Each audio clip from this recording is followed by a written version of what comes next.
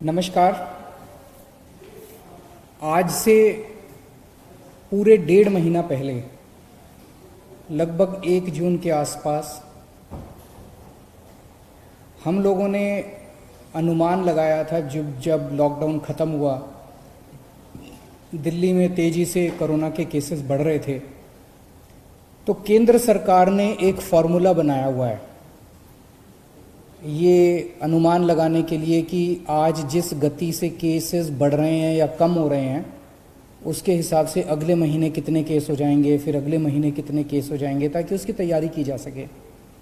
तो जो केंद्र सरकार का जो फार्मूला था, उस फार्मूले के हिसाब से हम लोगों ने जून के पहले हफ्ते में अनुमान लगाया था कि अगर इसी रफ्तार से केसेस बढ़ते रहे तो 30 जून को कितने केस हो जाएंगे, 15 जुलाई को कितने केस हो जाएंगे और 31 जुलाई को कितने केस हो जाएंगे। और वो अनुमान हमने आप सब लोगों के सामने रखा था। उस अनुमान के मुताबिक 15 जुलाई तक ये अनुमान था कि आज तक 2.25 लाख केस होने का अनुमान था। उस फॉर्मूले के हिसाब से जून में जिस तेजी से केस बढ़ रहे थे पहले हफ्ते में, उसके हिसाब से केंद्र सरकार के फॉर्मूले के हिसाब से आज तक 2.25 लाख केस हो जाने चाहिए थे दिल्ली में टोटल। उसमें से 1,34,000 एक्टिव केसेस होने चाहिए थे और इन एक्टिव केसेस के लिए लगभग 34,000 बेड्स की जरूरत थी। लेकिन पिछले 1.5 महीने में जिस तरह से हम सब लोगों ने मिलकर, दिल्ली के 2 करोड़ लोगों ने मिलके, दिल्ली सरकार ने मिलके, केंद्र सरकार ने मिलके, सब लोगों ने मिलके जो प्रयास किए, आज अनुमान था कि 2.25 लाख केसेस होंगे, लेकिन हकीकत में आज उसके आधे केसेस हैं। 1,15,000 केसेस आज हुए हैं। अनुमान था कि 1,34,000 केस एक्टिव होंगे, लेकिन आज केवल 18,600 केस एक्टिव हैं। अनुमान था 1,34,000 केस एक्टिव होंगे, केवल 18,600 केस एक्टिव हैं। और अनुमान था कि 34,000 अस्पतालों में बेड्स की जरूरत पड़ेगी। अस्पतालों में, कोविड सेंटर वगैरह में, अस्पतालों में 34,000 बेड्स की जरूरत पड़ेगी। आज केवल 4,000 बेड्स की दिल्ली के अंदर ज़रूरत पड़ रही है। हमने 15,500 बेड्स का इंतज़ाम कर लिया है, लेकिन आज उनमें केवल 4,000 बेड भरे हुए हैं, बाकी सारे बेड खाली हैं। तो स्थिति काफ़ी नियंत्रण में नज़र आ रही है आज। लेकिन मैं बार बार ये कहता हूँ कि हमें कॉम्प्लेसेंट नहीं होना, हमें इसके बारे में ये नहीं होना कि अब सब ठीक हो गया। कभी भी कोरोना बढ़ सकता है, उसकी तैयारी हमें जारी रखनी है। आज हमारी जो स्थिति है इसके लिए, और जो आज स्थिति को हमने पिछले 1.5 महीने रात दिन मेहनत करके हम लोगों ने ठीक किया है, इसके लिए मैं सब लोगों का शुक्रिया अदा करना चाहता हूँ। खासकर दिल्ली के अपने 2 करोड़ लोगों का, उन सब लोगों का जिन लोगों ने दिल्ली में कोरोना की स्थिति पे काबू पाने में मदद की, उन सब लोगों का मैं तहे दिल से शुक्रिया अदा करना चाहता हूँ। क्योंकि मैं ये मानता हूँ, ये मेरी वजह से नहीं हुआ, ये केजरीवाल की वजह से नहीं हुआ, ये हमारे मंत्रियों की वजह से नहीं हुआ। ये जो हो पाया, ये हमारे लोगों की वजह से, हमारे डॉक्टर्स की वजह से, हमारे नर्सेस की वजह से, हमारे कोरोना वॉरियर्स की वजह से, जो रात दिन अपनी जान की परवाह किए बिना आगे आके काम कर रहे हैं। इस दौरान हमने पिछले 1.5 महीने में 3 सिद्धांतों के ऊपर काम किया है। पहला सिद्धांत, हमने ये महसूस किया और ये निष्कर्ष हमारा निकला कि कोरोना इतनी बड़ी महामारी है, इतनी बड़ी महामारी है कि इसको अकेले नहीं जीता जा सकता। अगर दिल्ली सरकार ये सोचती कि इसको हम अकेले जीत लेंगे तो हम फेल हो जाते हैं। इसलिए हमने सबका साथ मांगा। हम केंद्र सरकार के पास भी गए, हम होटल वालों के पास भी गए, हम प्राइवेट हॉस्पिटल वालों के पास भी गए, हम बैंक्वेट हॉल वालों के पास भी गए, हम एनजीओज के पास भी गए, हम धार्मिक संगठन वालों के पास भी गए, हम सबके पास गए। तो पहला हमारा सिद्धांत था कि इस लड़ाई को अकेले नहीं जीता जा सकता, और इसमें हमने सभी पार्टियों का साथ लिया। आज मैं सभी पार्टियों का, बीजेपी का, कांग्रेस का, सबका शुक्रिया अदा करना चाहता हूं। दूसरा सिद्धांत हमने अपनाया कि जब चीजें गलत चल रही थी तो हर व्यक्ति कमियां निकाल रहा था। हमने उस पर नाराजगी जाहिर नहीं की, हमने उस पर गुस्सा नहीं किया। जो भी कमी निकाल रहा था, चाहे वो मीडिया वाले हों, चाहे कोई भी उस पर रिकॉर्ड करके सोशल मीडिया पे डालता, कोई भी कहीं से कोई भी हमें गलती बताता था, उसको नोट कर लेते थे और उस गलती को सुधारने की कोशिश करते थे। यही कारण है जिस एलएनजेपी अस्पताल के बारे में पहले जून के पहले हफ्ते के अंदर इतना उसके अंदर नुक्स निकाले जा रहे थे, हमने एक नुक्स नोट किया। जिन जिन पत्रकारों ने स्टोरीज की, मैंने खुद कई पत्रकारों को फोन करके, एडिटर्स को फोन करके पूछा कि आप हमें बताइए कि कहां कमियां और कैसे ठीक करें, और उन कमियों को नोट करके उन कमियों को हमने दूर करने की कोशिश की।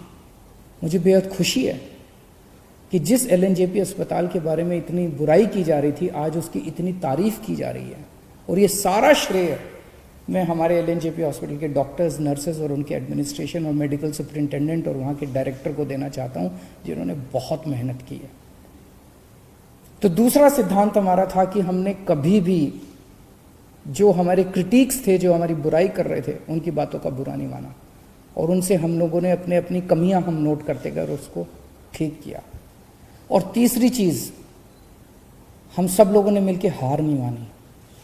ऐसा कोई पल नहीं आया जब हमें लगा यार अब स्थिति हमारे कंट्रोल में नहीं, अब हम कुछ नहीं कर सकते, क्योंकि अगर हम हार मान लेते तो पता नहीं कितनी मौतें हो जाती। हम लगे रहे। हमें यकीन था कि मेहनत अंत पंत में काम आएगी। सब लोग कह रहे हैं कि दिल्ली मॉडल, प्रधानमंत्री जी ने दिल्ली मॉडल की तारीफ की कि दिल्ली मॉडल लागू होना चाहिए बाकी इलाकों में। ये दिल्ली मॉडल आखिर है क्या? इसमें सबसे पहली चीज थी, जैसा मैंने बताया, इस दिल्ली मॉडल की बुनियाद है कलेक्टिविटी, टीम वर्क, सबको साथ लेके चलना।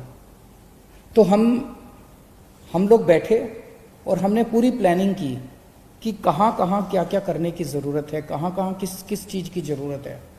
और उस प्लानिंग में जहाँ जहाँ हमें लगा कि ये कमी है और ये हमारे पास नहीं है, ये किसके पास है, हम उसके पास गए और उससे मिन्नतें करी और हम मदद लेके आए।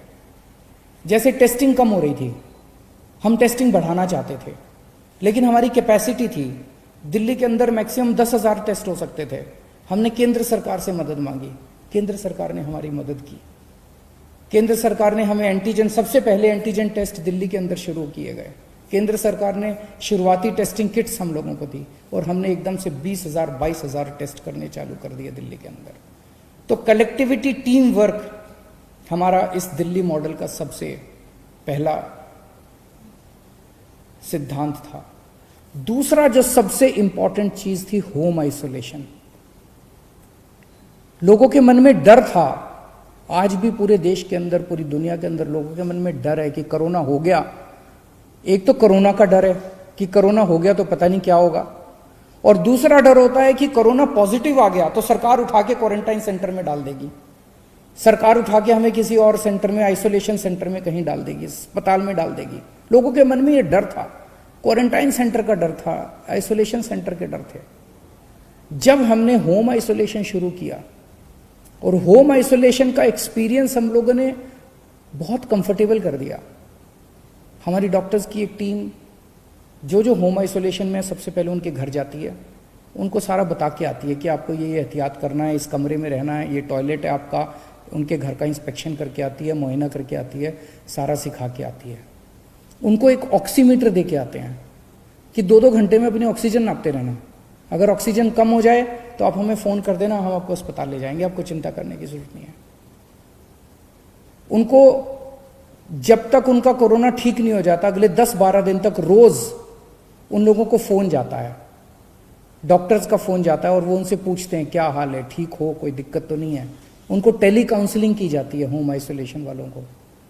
इस वजह से लोगों को कोरोना होने के बावजूद भी उनका एक्सपीरियंस, लगभग 80 से 90% पेशेंट्स होम आइसोलेशन के अंदर आज उनका इलाज चल रहा है।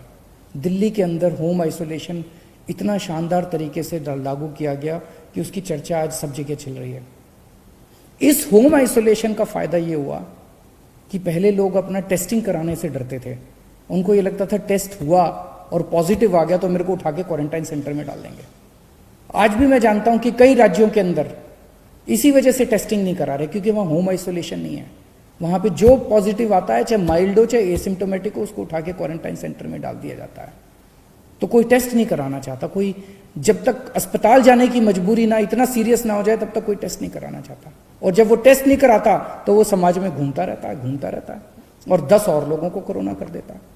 तो हमने होम आइसोलेशन किया, लोगों का डर खत्म हुआ, इस वजह से लोगों ने खूब टेस्टिंग करवानी चालू कर दी।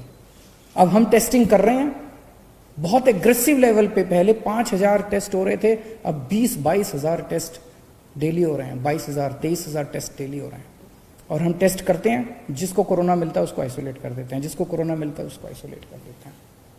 दिल्ली में मौत के आंकड़े काफी कम हो गए हैं। जून के महीने में 100 से ऊपर मौतें होने लगी थी प्रतिदिन। कुछ दिन ऐसे थे जिसमें 100 से ऊपर मौत हुई थी।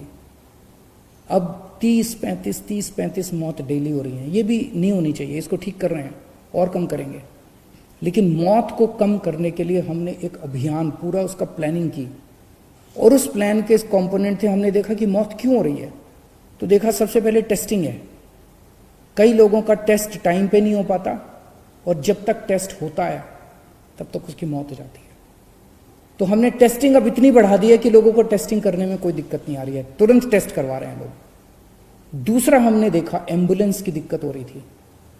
शुरू में लोगों को एम्बुलेंस नहीं मिल पा रही थी, एम्बुलेंस की कमी थी। आज हमने इतनी एम्बुलेंस का इंतजाम कर लिया है कि किसी को भी अब रिजेक्ट नहीं किया जाता, मना नहीं किया जाता। 100% लोगों को, एक व्यक्ति जो फोन करता है उसको एम्बुलेंस पहुंचती है। पहले एम्बुलेंस पहुंचने में 2-2 घंटे लग जाते थे, आज आधे घंटे के अंदर फोन करो और आधे घंटे के अंदर एम्बुलेंस पहुंचती है। तीसरा हमने देखा कि एम्बुलेंस जब मरीज को अस्पताल लेके जाती है, अस्पताल के बाहर उसकी सारी औपचारिकताएं पूरी करने के लिए 2-2, 3-3, 4-4 घंटे लग जाते थे। एम्बुलेंस में बैठा रहता था मरीज।